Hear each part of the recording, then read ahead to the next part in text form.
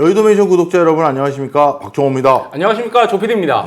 형님, 627 부동산 대책이 있었잖아요. 이제 지금 촬영하고 있는 촬영 시점 기준으로 해서 대략 한 달 이상이 좀 흐른 것 같아요. 그렇지, 한 달 가까이 됐지 이제. 근데 이제 그 전에 627 대책이 나왔을 때, 야, 이거 앞으로 어떻게 될 거냐, 이런 분석들은 뭐 다양한 채널에서 전문가들이 많이 얘기를 해줬는데, 이제 한 달 정도 지난 시점이잖아요. 이게 또 어떻게 될 것이냐고, 또 어떻게 되고 있다고 또 다른 얘기잖아요. 그렇지. 그러니까 어떻게 되고 있냐, 또는 뭐 앞으로 어떻게 또 이 시점에서 예측하기에는 앞으로 어떻게 될 거냐, 이런 얘기 좀 부탁드릴게요. 중요한 얘기야. 그래서 어떻게 보면 이제 정책을 시행한 지 한 달이 지났기 때문에 그 정책적 효과가 이제 시장의 통계로 반영되기 시작한 시점이거든.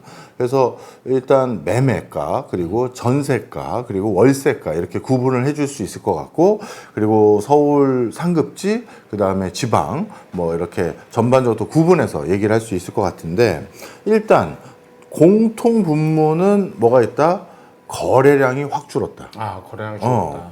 원래 사실 부동산은 다 대출 껴서 사는 거잖아. 그렇죠. 그런데 대출할 수 있는 기회를 딱 옥죄었더니 난 대출 껴서 살려고 했었는데 라는 사람들은 이제 못 사게 된 거지. 그러니까 당연히 어쩔 수 없이 거래량은 확실히 줄어들게 된 게 사실이다, 이렇게 보면 되고, 그 다음에 가격은 어떻게 됐느냐. 상승폭이 많이 줄었다. 그래서 한국부동산원 통계에서 봤더니 1% 가까이 상승하던 마포구하고 성동구가 많이 잦아들어서 이제는 상승률이 어떻게 되냐면 성동구가 0.37%. 그러니까 1% 수준이었으니까 한 절반 이하로 뚝 떨어진 거지, 상승률이. 그 다음에 용산구가 0.24% 상승하는 걸로 확인됐고, 광진구가 0.2% 상승하는 거. 그 다음에 서대문구가 0.1% 상승. 요렇게 이제 좀 바뀌어버렸지. 상승폭이 줄었다는 거지 가격이 떨어졌다는 얘기는 아니잖아요. 그건 그렇지. 그래서 그리고 원래 이번에도 규제를 막을 때도 정부 수뇌부 분들도 다 알고는 있었어. 그러니까 이게 너무 빠르게 오르는 걸 막겠다는 거지. 이걸로 갑자기 부동산 가격이 반토막이 나거나 뭐 하락 추세로 완전히 전환된다, 이렇게는 누구도 사실 생각한 적이 없었어. 네, 그렇죠. 근데 이제 조금 너무 가파르게 상승한 거에 대해서 좀 뭐랄까, 좀 화났던 분들은 이제 떨어진다 이렇게 얘기를 했지만, 정부에서 한 번도 떨어진다고 발표한 적은 한 번도 없어. 한번 찾아보십시오. 한 번도 누구도 떨어진다고 얘기한 적은 없고, 너무 가파르게 오르는 건 막자 했는데 그 원래 취지대로 효과가 있었던 건 분명한 사실이다.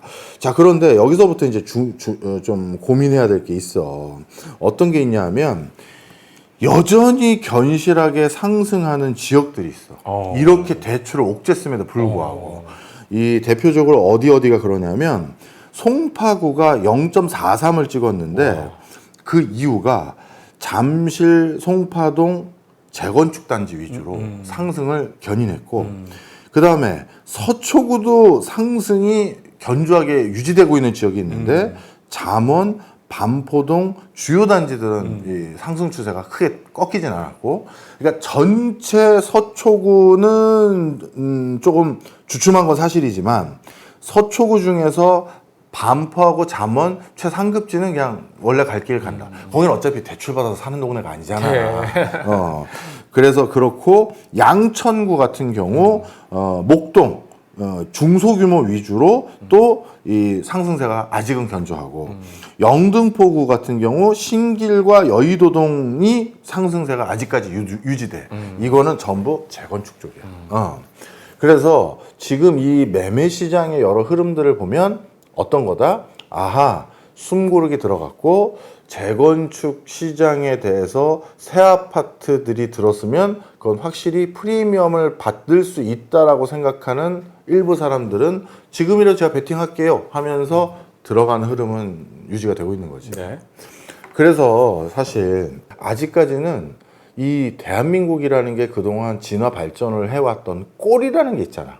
어떻게 국가가 성장해왔고 그 방식과 메커니즘은 뭐가 되는지, 그런 것들을 한 번에 뭐 몇 년 안에 뒤바꾼다는 건 아주 쉬운 일은 아니야. 네, 그렇죠. 그러다 보니까 이번 정책이 원래 취지로 잘 작동하고 있는 거고, 그런 관점에서 오해를 하면 안 되는 게, 뭐 갑자기 아파트가 반값이 된다라든가 이런 거는 사실 정부에서 한번 코트 찾아보시면 대통령이나 누구 입에서도 그렇게 얘기한 적이 없어. 그리고 지금 시점에서 아파트 값이 반값이 되면 이거 큰일 나는 거잖아요.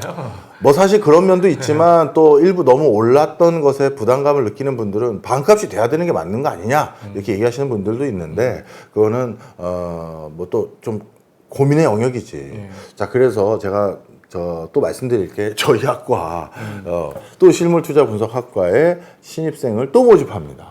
저희가 항상 학기마다 2번인가 3번에 나눠서 모집하는데 이번이 이제 마지막 모집인데 그 계속 말씀을 드립니다. 그 자산 가격이 그리고 견실한 지역의 주택 가격이 계속해서 떨어지는 나라, 전 세계 슈퍼스타 도시들은 없어요. 없어요. 네. 그래서 이게 몇 월자인지 우리 그 명성 PD가 아마 찾아서 넣어줄 수도 있는데 우리 MBC 라디오에 대통령이 그 후보 시절에 출마했었어도 얘기를 하셨잖아. 부동산은 장기적으로는 늘 오르는 거 아니냐. 그렇죠. 그거 자체를 부인할 수는 없다. 대신 너무 그동안 너무 많이 올랐어. 그래서 좀 안정적인 게 좀 몇 년 이상 좀 지속이 돼야지 너무 이렇게 가파르게 오는 건 이건 올바른 게 아니야.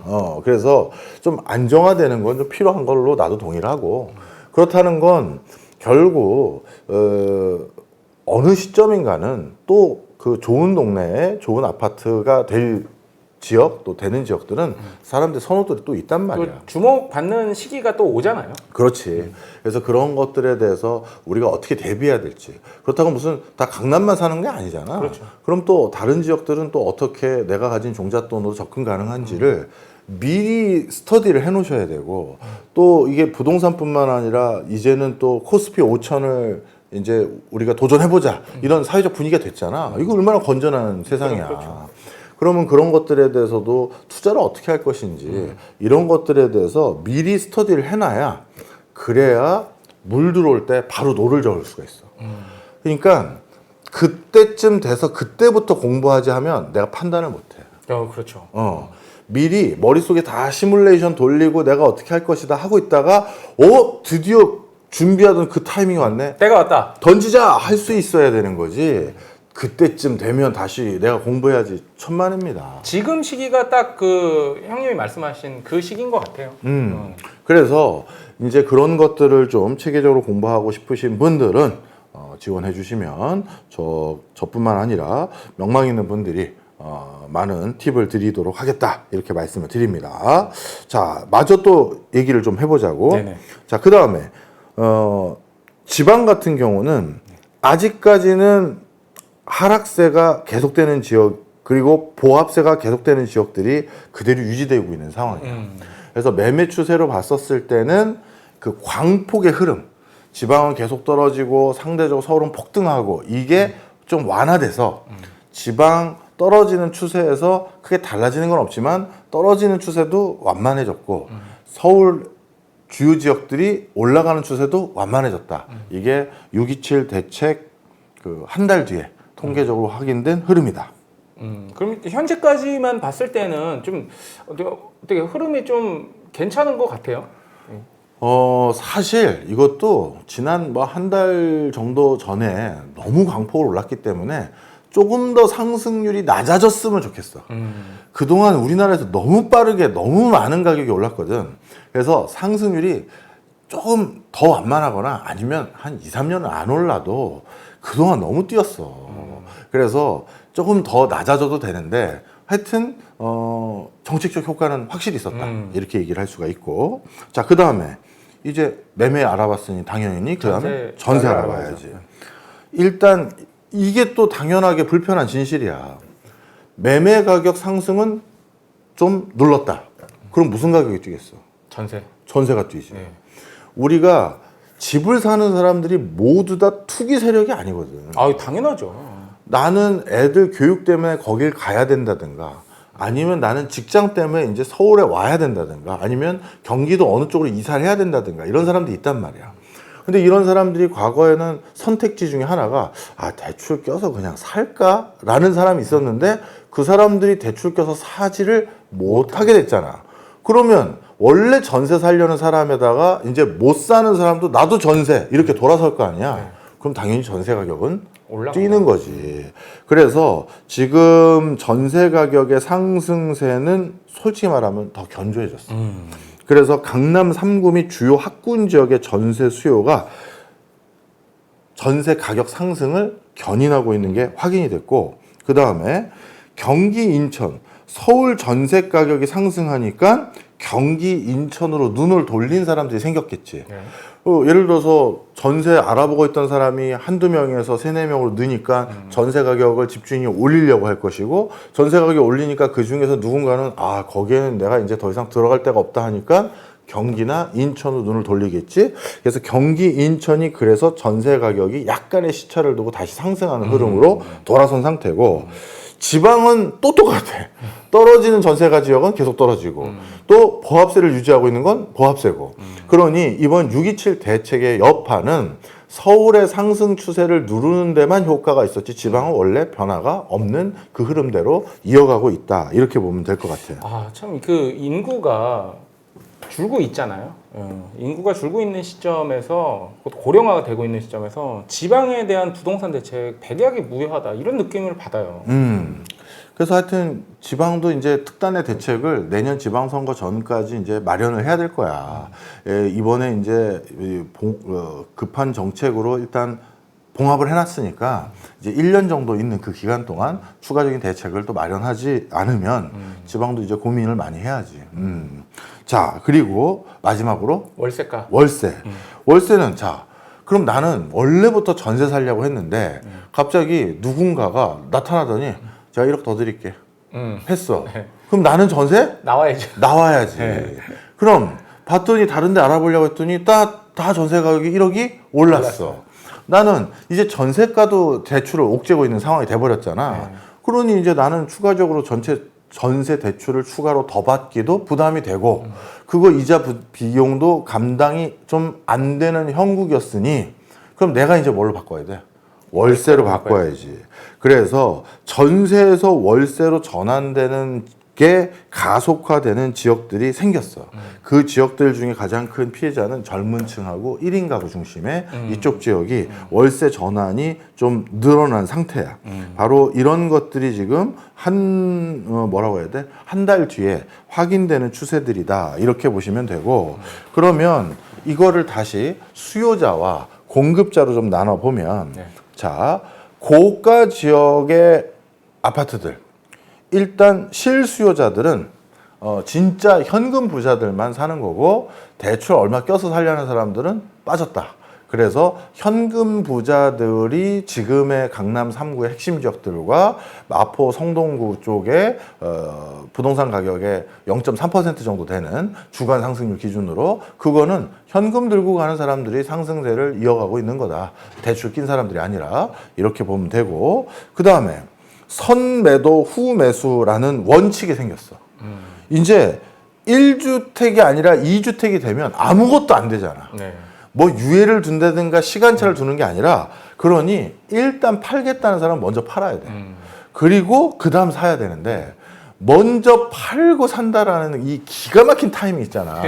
이걸 타이밍을 딱 맞추지 못하니까, 못하는 사람들이 요즘 뭘 많이 하기 시작했다? 에어비앤비라. 한 달이나 15일 정도 어디 살아야 되는 거야, 가족이. 그래서 그런 것들이 좀 아주 특이한 현상으로 요즘 나타나기 시작했고, 그래서 1주택을 갈아타기 위해서 먼저 매도하는 게 이제 아예 원칙이 돼버렸다. 그 다음에 대출 가능 금액들 뭐 확인하는 거야. 이제 뭐 확인이 필요 없어졌지.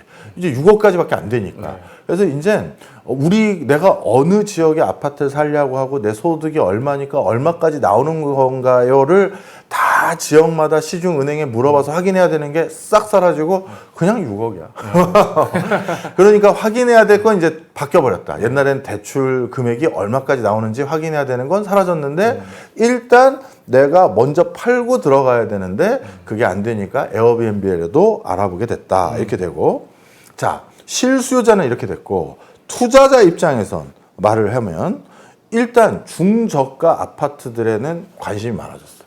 서울과 수도권 가장 인접한 지역에는. 왜?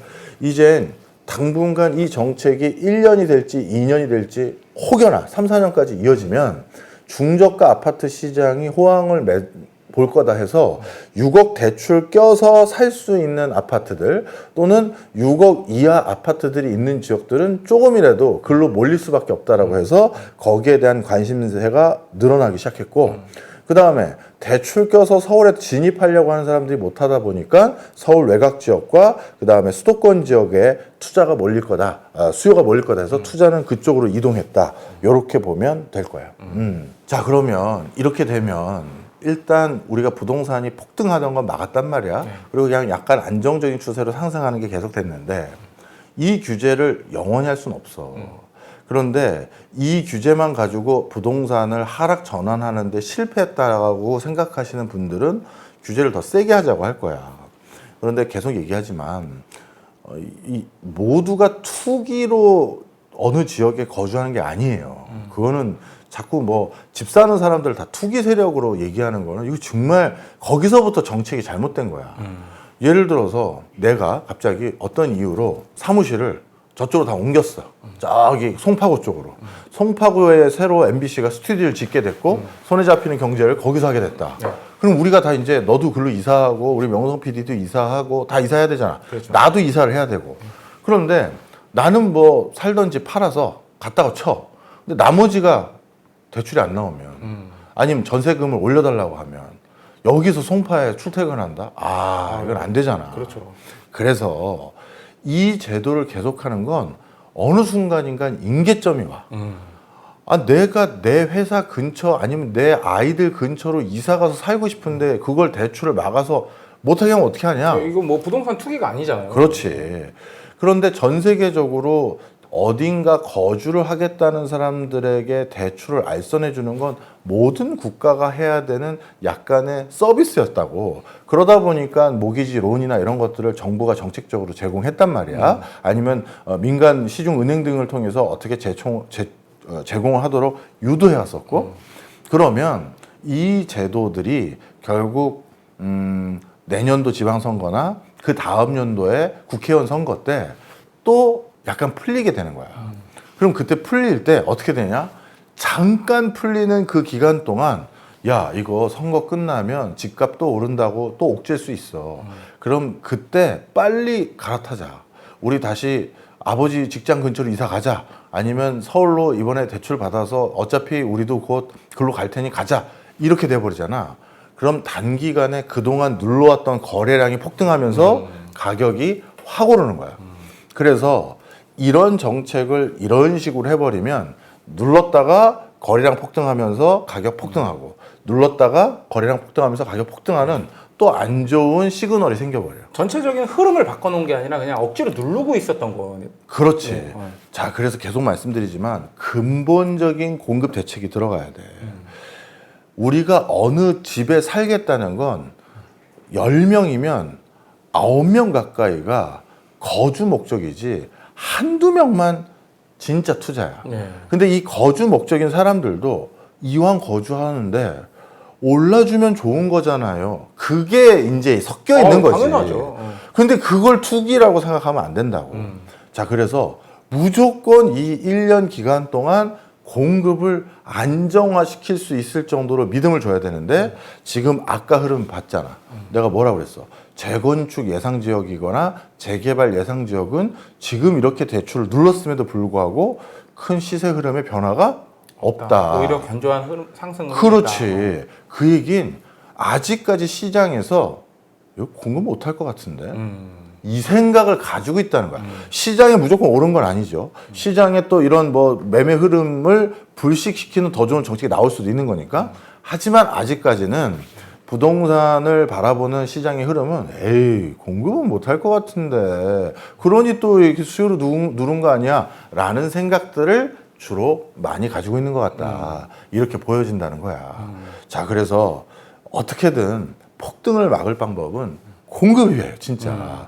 그럼 공급을 잘해야 되는 거고 이번에 공급할 때는 제발 중소형 아파트 그리고 공공 임대 아파트 이런 것도 같이 좀 공급을 해서 그 서울에 살면 어느 정도 소득이 있고 서울에 상급지 살면 더 소득이 있고 경기도 살면 소득이 좀 더 없고 경기도에서 더 외곽으로 살면 이건 진짜 더 소득이 없는 이렇게 낙인을 찍히는 게 아니라 강남에 사는데도 좀 공공 임대 아파트에 살아서 간신히 차상위 소득계층을 넘어선 상황인데 근데 국가에서 혜택 받은 데가 강남구에 있어서 강남에 살아요. 그러면 이제 어디 사는지에 따라서 우리가 뭘 하는 게 안 되잖아. 우리 그 예전에 그 송파구 개발 이야기 하실 때 송파구에 아파트 단지 대단지 만들 때도 모두가 섞여 살 수 있게끔 그렇게 뭐 배려한 정책이 있었다라는 걸 맞아. 말씀해 주신 적 있잖아요. 그래서 이제 그런 걸 많이 해야 되고 특히 이번에 공급 대책들 중에 논의되는 게 그나마 공공 임대 주택의 비중이 점점 그동안 줄어들어왔어. 근데 이걸 늘리자라는 걸 굉장히 신경을 쓰는 것 같아. 나도 한쪽 그 팀이라고 해야 되나? TF 여기에 좀 간간히 들어가서 나도 내 의견을 드리거나 아니면 식사하면서도 이게 가끔 물어보러 오기도 하거든. 그래서 그걸 하는데 그나마 다행인 건 점점 줄어만 갔던 공공 임대 주택을 조금 늘려서 엔트리 레벨의 사람들이 들어갈 수 있는 것을 좀 만들려고 하는 거는 분명 좋은 정책적 제안이다 이렇게 얘기를 할 수 있어. 이게 어떻게 보면 매매를 눌렀더니 그거보다 조금 좀 상황이 어려운 사람들한테 어떤 다른 불이익을 준 것 같다. 불이익이 이렇게 좀 전가된 거는 아닌가 그런 느낌을 지울 수가 없는데 부디 뭐 그런 정책이 아니기를 바라면서 또 더 좋은 후속 대책들이 많이 나오겠죠. 그래서 한 달 뒤에 한 번 더 평가를 할 거야. 그때 전세가는 어떻게 됐고 월세가는 어떻게 됐고 또 매매가는 어떻게 됐는지 그렇게 해서 우리 여의도 맨션에선 정례적으로 부동산에 대한 흐름들을 좀 얘기를 하면서 어떻게 대응하는지에도 말씀을 드리고 그리고 계속 말씀드리지만 대한민국 모든 사람이 집을 사라고 저는 얘기한 적이 한 번도 없어요.